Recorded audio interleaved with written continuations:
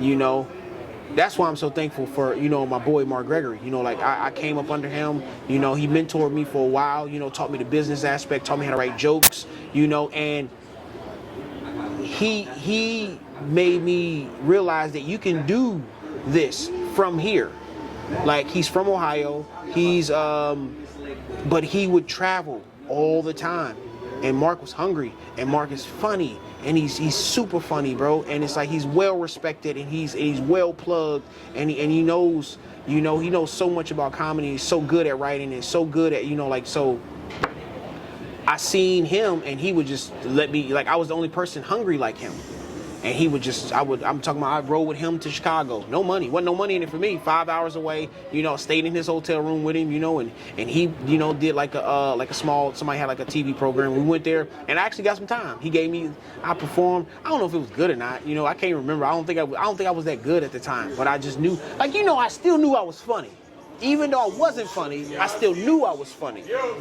You know, so he would take me everywhere with him, and I would go. He had a weekly show in Columbus, so that was an hour away. You feel me? That's crazy. So I would go with him, and you know, then next thing you know, then he started opening for people. You know, he started opening for people, and then he started, you know, doing his own stuff. And then he was headlining, and then he was featuring. Man, I never forget, man, the day that he got his first year's worth of comedy shows. You know, you got Circuits, like, you know, Circuits, which is the Funny Bone. Funny Bone is a big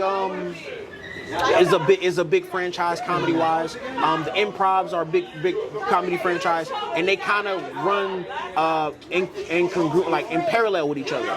You know, so I remember when he was like, "Yo, bruh." I guess the owner, not the owner, but the general man, not the general manager, but the booker of the Funny Bones sent Mark, I think it was like 20-something dates. And as a comedian, if you start your year off with 20-something, not date, like weekends, you know? So I think it was like I think he had like 10 or 12 weekends out of a 52-week year. So number one, as a feature, you already making 100 per show. So that's 500. That's 500 guaranteed dollars. And then if you have some merchandise, like a shirt, sell $20 shirt. So you already making 500 a weekend, and you can maximize on that. If you sell, let's say you sell, let's just go small. You sell 20 shirts. That's $400. So you made $900 a weekend. Most people in